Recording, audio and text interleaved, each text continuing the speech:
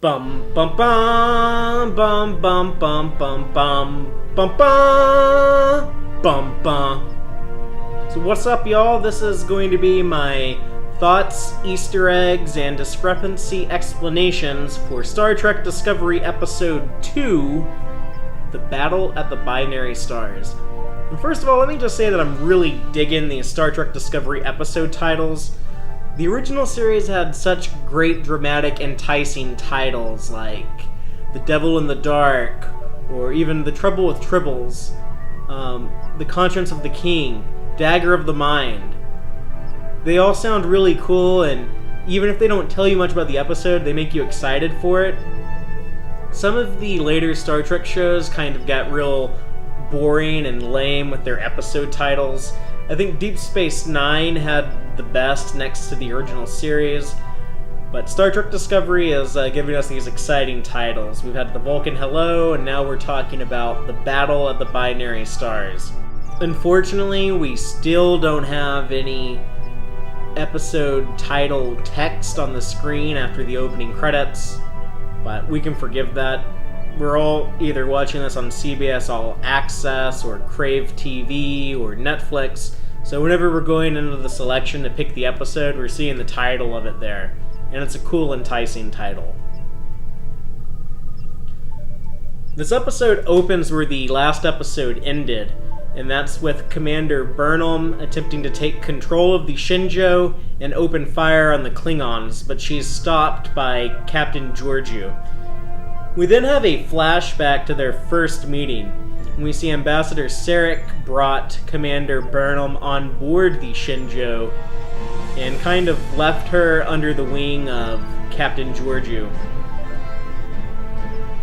Now, a really important thing here that you might not have been able to pick up on just from watching the episode, but if you read the tie-in novel by David Mack, Desperate Hours, they do explain this. Commander Burnham has not attended Starfleet Academy. She was educated at the Vulcan Learning Center, which seems to be basically your kindergarten through 12th grade, what we have here in the United States. And then after that, she went to the Vulcan Science Academy, the school that Sarek wanted Spock to enroll in, but instead he signed up with Starfleet and went to the Academy on Earth. So, even though she didn't attend Starfleet Academy, you can still be commissioned a rank as an officer. It's something that kind of happens in real-life military sometimes, and we also get some dialogue here explaining that the Shinjo is an older ship. This explains a lot of the discrepancies that some people might be complaining about, like those vertical transporter pads that a lot of people complained about when those pictures came out. They pretty much brushed that off with just one line of dialogue saying that it was older technology. And it actually looks kind of similar to the transporter room on Enterprise when we see some of the paneling removed from the wall behind the transporter pad. So if anything, it really fits into continuity. Also, the layout of the ship, the interiors, the bridge. This is a way to try to explain why it was so different from the original series bridge, and that it was an older ship and more in line with something like the NX-01 or the USS Kelvin or even the USS Franklin. While we're on that subject, I know a lot of people are concerned about the uniforms not looking era appropriate because we saw the uniforms in The Cage and Where No Man Has Gone Before. Those episodes took place in 2254 and 2265, respectively. So we kind of have an idea of what uniforms should look like for Starfleet in 2256. Except, according to the David Mack tie-in novel, Star Trek Discovery Desperate Hours, it's established in there that those Cage and Where No Man Has Gone Before style uniforms, those are only being used on the new Constitution class starships. So unless you're on the Enterprise or another Constitution class starship, you're going to have the blue suit that the crew of the Shinjo is wearing. Now, the novels, of course, aren't hard canon, but they're kind of doing something they haven't done in Star Trek before, and that's having a writer on the show be in charge of the books and comics that are coming out. So basically, anything that's going into the novels or comic books at this time are things that had to be approved by Kristen Beyer and is going to be in line with what the show writers have planned. Personally, I think that we should consider any of the Star Trek Discovery books or comics canon until something contradicts that in this show. Of course, the Battle of the Binary Stars shows us a battle at some binary stars, and that was really cool. We got to see a lot of ship designs, a lot of Klingon ships, and a lot of Starfleet ships. There are 24 Klingon ships that show up, one for each of the 24 Klingon houses on the Klingon High Council. It was the first time they ever established a number of Klingon houses. I'm thinking that there might be more than 24 Klingon houses, but there's only 24 great houses that make up the ruling government of the Empire. We see Klingons from House Mokai and House Dagor. These are both houses from existing Star Trek continuity. The House Dagor was introduced on Deep Space Nine. We actually meet a Klingon named Dagor in the episode The House of Quark. He was the guy trying to take over Grilka's house, but Quark had to marry her, and some interesting Ferengi shenanigans ensued. And the House Mokai is from Star Trek Voyager. These are the episodes where the Hirogen took over the ship, and at one point had brainwashed Captain Janeway to think she was a Klingon. She believed she was a warrior serving House Mokai, and was fighting the Hirogen on the holodeck. T'Kuvma mentions the Battle of Donatu 5, and we know from the original series episode The Trouble with Tribbles, this was a Klingon versus Federation battle that took place around 2245, so about 11 years before this episode of Star Trek Discovery. We know that Dayton Ward is currently working on a Star Trek Discovery novel that will take place about a decade before the show, so it could be the story of Donatu 5, which I might be wrong, but I don't think the Star Trek novels have ever touched on that before, so it's brand new territory. I love the speech that T'Kuvma gives to the other Klingons about how the Federation is the enemy, about how they're going to surround the Empire and snuff them out, and basically destroy their individuality and their right to be Klingons. The whole idea of this alliance, this strength and diversity, multiculturalism that is the Federation, is very offensive to T'Kuvma, and he sees it as a threat. And there's a parallel between this and a lot of the white nationalism that's popping up in America and in Europe right now in real life. This idea that diversity is a threat to you, that they're coming after your identity. And the idea of the enemy who says we come in peace, but at the same time they're trying to drag you in the muck, where the humans and the Vulcans and the Tellarites and filthy Andorians mix. I love that he said filthy Andorians, like he hates all the founding races of the Federation, but fuck those Andorians, he hates those just a little bit more. Speaking of filthy Andorians, the names of the Federation ships at the Battle of the Binary Stars had some cool Easter eggs, including a ship named the Shran. We can assume that was named after the Andorian character who recurred on Star Trek Enterprise. There was also a ship named the Edison. I guess it could be Thomas Edison, but it could also be named after Balthazar Edison, the villain from Star Trek Beyond, who is likely undiscovered in the Prime timeline in this point, and would be remembered as a hero of the Xindi and Romulan Wars who disappeared about 90 years earlier. There's also a ship named the Earhart, almost certainly named after Amelia Earhart, and this might have been an Easter egg to Star Trek Voyager, where the crew of the Voyager actually comes face to face with Amelia Earhart. During the battle, we see Ensign Connor, the Shinjo ops officer, have the ever-present exploding console in Star Trek, and it blew up and severely injured him. I think some people actually complain about the exploding consoles on starships in Star Trek, but I just accept that as part of the universe. You know, sometimes consoles blow up. It's just kind of the only way you can have drama and danger on these ships during these battles. When everyone's just sitting on the bridge at a computer station, you need a way to make that look dangerous, and this is what they do.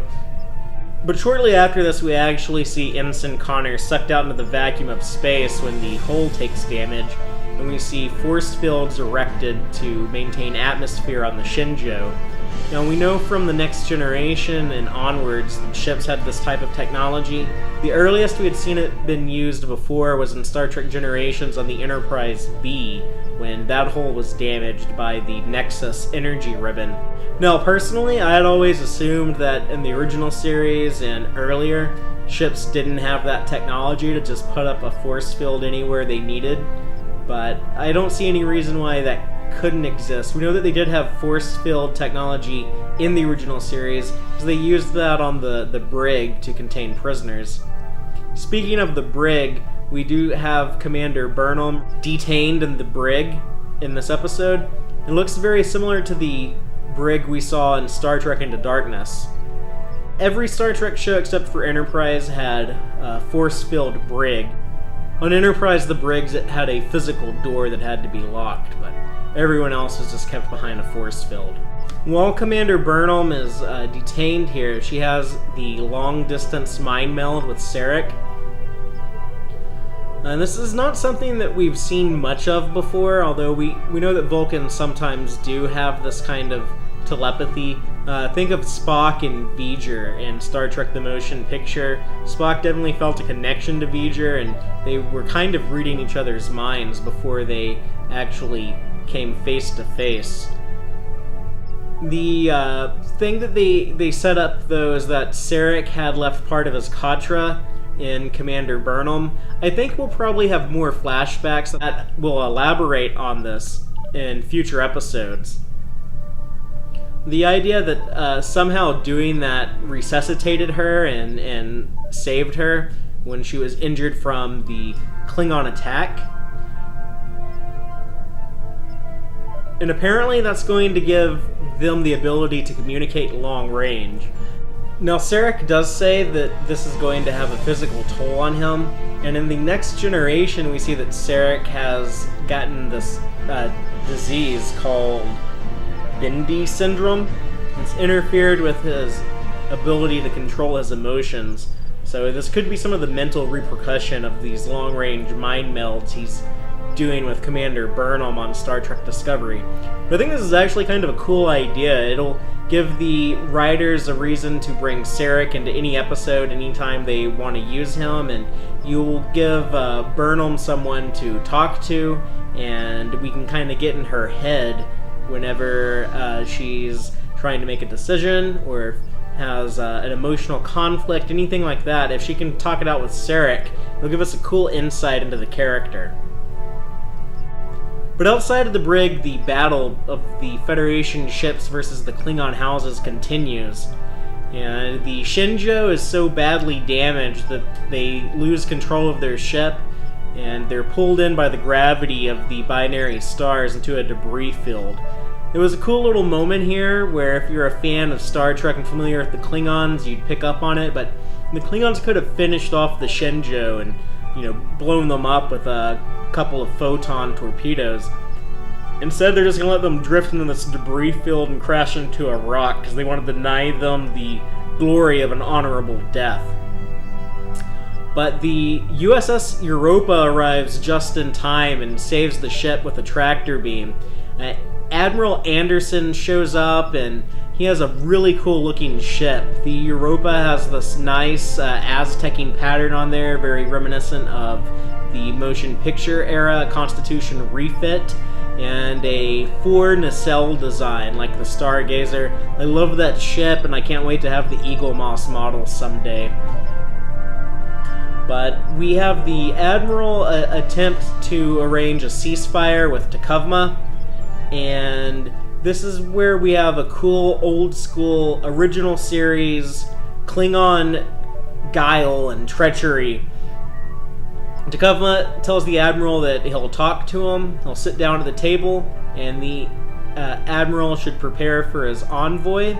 And then we see another Klingon ship that was cloaked crash into the Europa. It's kind of like a knife ship, like it was designed to ram into another ship and cut into it. At first I thought this might have been the sarcophagus ship, like it cloaked and then moved and then attacked the Europa by charging into it.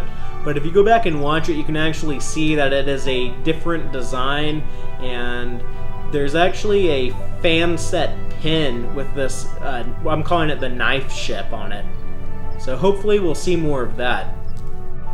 We see some shuttles and escape pods getting out of the USS Europa before they cause a warp core breach and self-destruct to take out the knife ship. I don't know if Admiral Anderson made it out, though. We know that Wendy Coulson has been cast to play an Admiral in Star Trek Discovery, so she's probably going to have the Admiral role going forward. I think he probably went down with his ship, so R.I.P. Admiral Anderson. Then we have Tekuvma tell the other Klingon ships that are here to return to Kronos and let them know what's going on. So, word is going to spread that they've engaged the Federation and that the 24 Klingon houses are working together under Tekuvma's leadership to fight this enemy.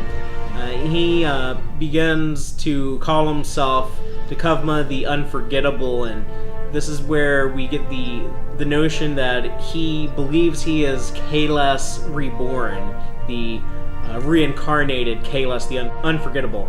Basically the Klingon Messiah, able to return someday. And I really like the speech he gives to the Shinjo and other Federation ships that we have no desire to know you, but you will know our 24 houses. And, it really came off as that isolationist type of, we're going to put up our borders, we don't care about what's going on with you foreigners, but you stay the hell away from us. And if you get too close, if you're hurting us in any way, we're these paranoid supremacists that just will obliterate you. And that's a very topical type of villain. While this is going on, Burnham gets into some computer ninja type logic trickery trying to get out of the brig. It was something that we would see Kirk do in the original series, try to outsmart a computer or trick a computer. And then when she's able to convince the computer to let her out of the brig, she has to float across space to get from the brig to the rest of the ship. That was like Kirk from the Kelvin timeline movies.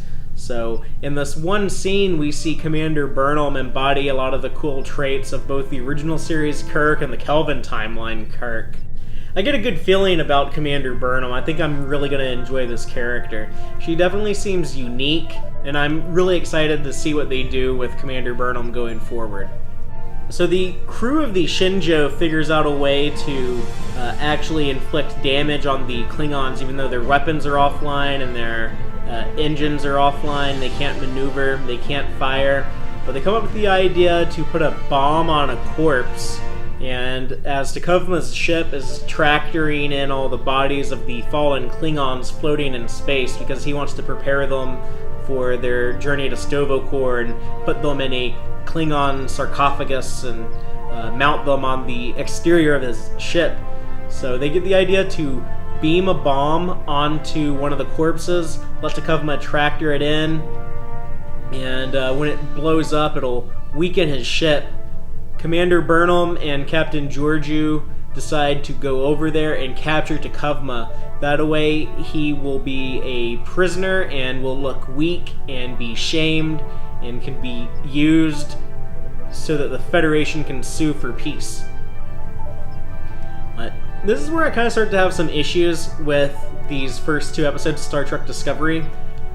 Captain Georgiou seems pretty angry at Burnham, like this whole battle is her fault, and I'm not sure why she's placing the blame on her. I don't think this is because of her killing the torchbearer. It seems pretty clear that this battle is going to take place anyways, and you can't really blame her attempted mutiny for starting this because she didn't actually fire. Maybe when she tried to power up weapons and get weapons locked on the Klingon ship, maybe that's what tipped the scales to make the Klingons return fire, or at least maybe that's what Captain Georgiou is suspecting. But it's just really weird, and I wish they would have just put like a moment in there, like a really precise moment where it's like, okay, well, this was Commander Burnham's big mistake that started the war. But she does go on to the sarcophagus ship with Captain Georgiou. We actually get to see Michelle Yeoh doing some martial arts fighting when she goes up against T'Kuvma, and we see her get stabbed. And this is, again, where I'm having problems with the show. Commander Burnham turns her phaser from stun to kill and essentially murders T'Kuvma instead of capturing him. It was her idea to go and capture him. She said that, killing him would turn him into a martyr. That's probably the worst thing we could do. And this might be why she seems to blame herself for starting the war. I'm going to be disappointed if they don't bring this up again, though. This should be her big fuck-up moment. This needs to be something where she looks back on and says, that was a mistake when I rage-killed T'Kuvma. I shouldn't have given in to my human emotions. It was a terrible, terrible thing that I did. And that's why we have this war. And that's why everyone hates me. If they don't talk about that, if they don't bring it up, if they just kind of brush over it, I'm going to be severely disappointed. That's probably my biggest concern about the show at this point. Even though I'm overall enjoying it, that's really just like rage killing someone like that. That's too dark for Star Trek. So if that happens, it needs to be a big part of the story. It needs to be a big deal. It needs to be addressed. I love that Star Trek Discovery remembers that the Klingons are stronger than humans. When Vok grabs Burnham's head and is like squeezing her brains, and that scream she gives out is just really raw and felt super real. Klingons are strong, that would really hurt. And she has to poke them in the eye to get free. Yeah, it was established in the Next Generation in Deep Space Nine that Worf was a really strong guy, so we know that Klingons are going to be much stronger than humans. I kind of hate it in Star Trek when you see, a captain knock a Klingon out by punching him in the face. It seems like that wouldn't work. Klingons are strong. And sometimes they forget about that with Vulcans also, and it's frustrating, but I'm hoping that they keep that in mind in Star Trek Discovery. Sometimes the aliens are going to be stronger than your human characters, and you're going to have a different way of defeating them than just giving them a knockout punch, Kirk style. One thing I'm not really sure about is why Saru was able to beam Commander Burnham back to the ship, but wasn't able to get the dead body of Captain Georgiou. He said he couldn't lock on to someone if they were already deceased.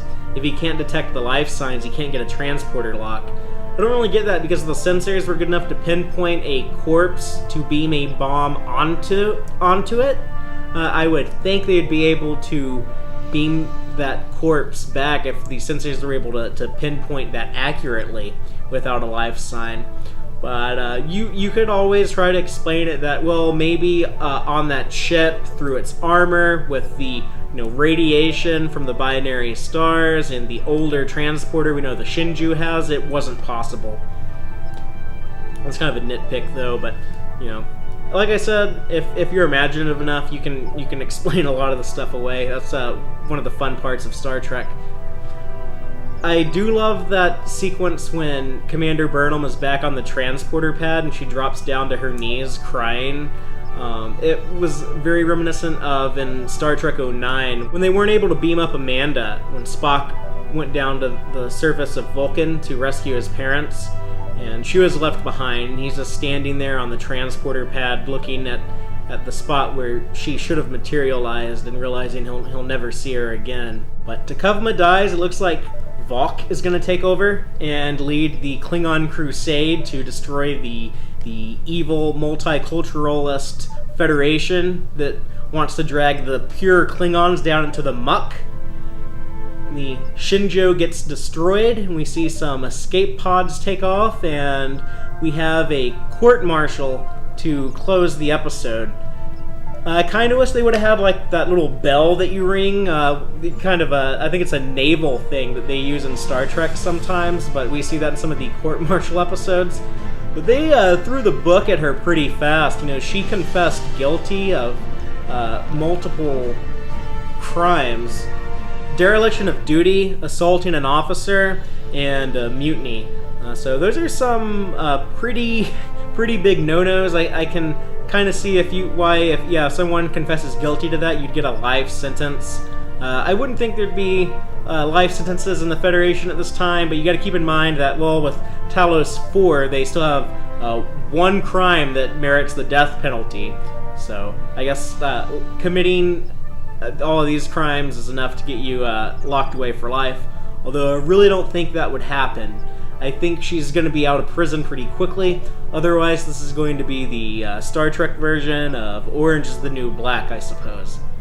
So if there were any cool moments in the show that really stood out to you, or any Easter eggs that I didn't catch, any discrepancies that you think still need explaining, please comment below and we'll have a conversation about it. Please subscribe to see my future videos for Star Trek Discovery episodes. I'm going to try to do one of these each and every week to share my thoughts and point out any Easter eggs. And we'll also be doing the podcast episodes, me and Dave, and hopefully we'll have some guests on board, and we'll give an in-depth conversation about every episode immediately after it airs and we check it out. So those should be up every Monday. And soon we'll be talking about Star Trek Discovery Episode 3, Context as for Kings. This is going to be exciting because we'll finally get to see the USS Discovery, and we'll get a lot of new characters to talk about. So you definitely don't want to miss that. And until then, live long and prosper, y'all.